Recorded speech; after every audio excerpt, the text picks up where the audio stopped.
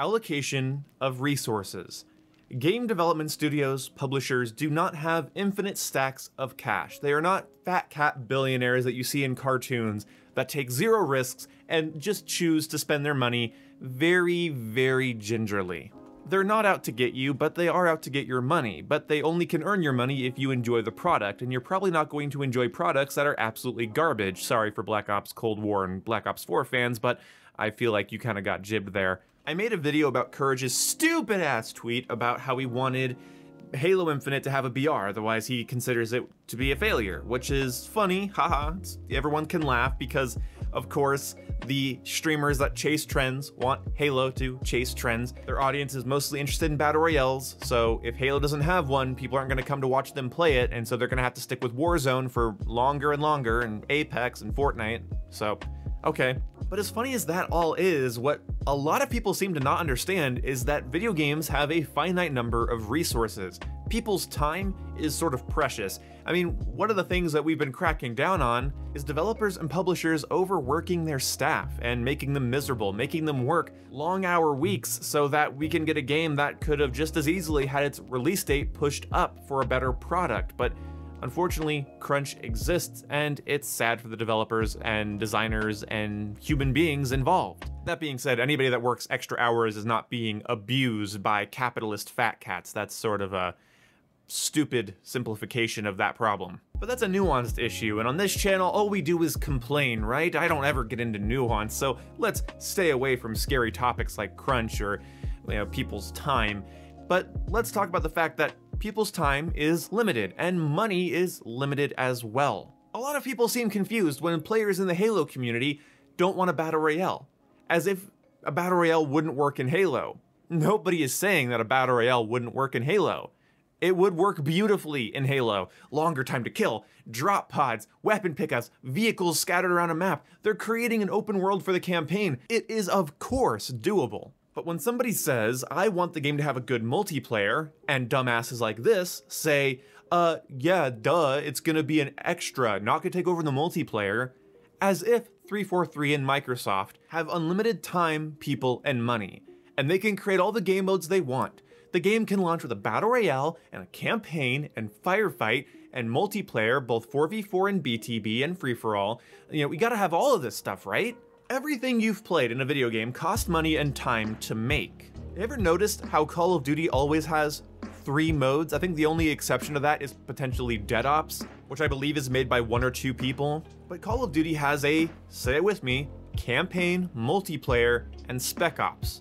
Then you have campaign, multiplayer, and zombies.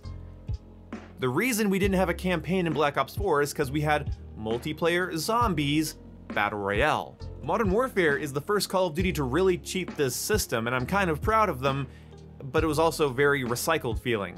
Essentially, Spec Ops is really simplistic missions on the Warzone map. So you have a Battle Royale map that you can split into Ground War maps, that you can split into Spec Ops missions, and then still use as a Battle Royale map. It's perfect, it's flawless, who would mind? And then you can also take parts of those Ground War Warzone areas and turn them into 6v6 maps. Again, flawless. But those are the corners you have to cut when you want to pile onto your game. I always said, back when Modern Warfare was relatively new, Modern Warfare spread itself too thin because it also had gunfight. It had unique gunfight-only maps that weren't parts of 6v6 maps, they were their own maps. So you had gunfight maps, ground war maps, which were part of the Warzone map, the Warzone map, which doubled as the Spec Ops map, then you have 6v6 and 10v10. It was messy, and I feel like Modern Warfare would have been a lot better with campaign, multiplayer, battle royale.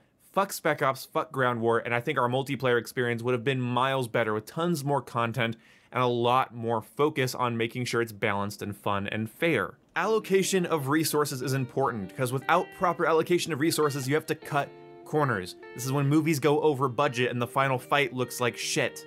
Like really, whenever I see bad CGI in a big budget movie like Black Panther for instance, I think that's a poor allocation of resources. They put too much time and money into something else that they did not put into here, and that's the result. Because obviously the movie is Disney, so it has shit tons of money. It's shitting money as we speak, even though it's not very good in my opinion. But either way, why do some fight scene look like PS2 game and other scene look like big budget movie? Poor allocation of resources. You know how Lord of the Rings, Jurassic Park, and Star Wars aged really well? It's because they worked within their budget and their parameters, and they knew how to allocate resources properly more often than not, and the movies aged beautifully because of it. So what does this mean for you, the dumbass I'm making this video for? When people say they don't want a battle royale, or they don't want a certain game mode, or they don't want certain things added, what they're meaning, subconsciously or consciously, is that they know, we all know, that developers can't do everything. The money that goes into a battle royale mode doesn't go into multiplayer. The time that goes into balancing a battle royale mode doesn't go into multiplayer. And we see this in Battlefield. So many people ask the question, should the next Battlefield even have a campaign? And some people say no. Dedicate all those resources for the reason people buy Battlefield. Big 64-player battles with destructible environments and lots of weapons and customization. Do not focus on cinematic, emotional storytelling in a series that simply doesn't need it and didn't need it from the get-go.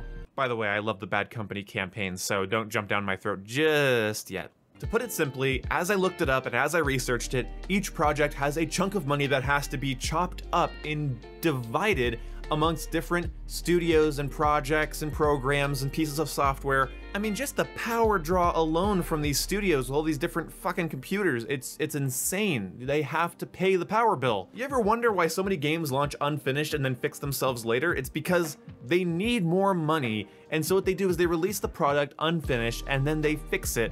And they fix it likely, in my opinion, this is sort of an assumption, but they're fixing it with the money they make from the sales of the unfinished product. It's basically like, okay, our budget's running out, we're gonna use the rest of it to actually put the game on shelves, and then when people buy it, we'll use the money we get from the sales to then put back into the development and make the game actually work 3 months, 6 months, 10 months after the game is actually launched. I mean, I'm literally having to wait until autumn.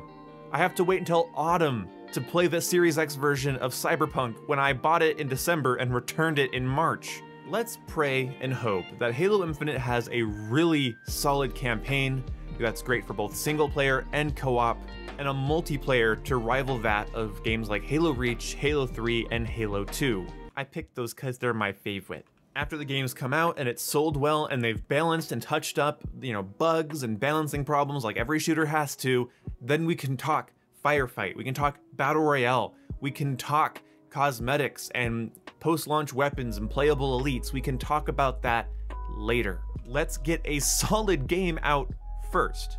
Let's just try that. See you when I see you. Goodbye.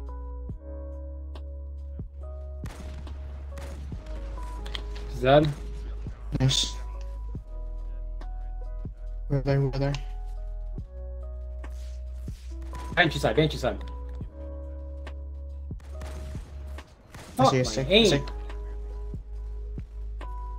Nice. Right. Got it. Good shit. Very nice.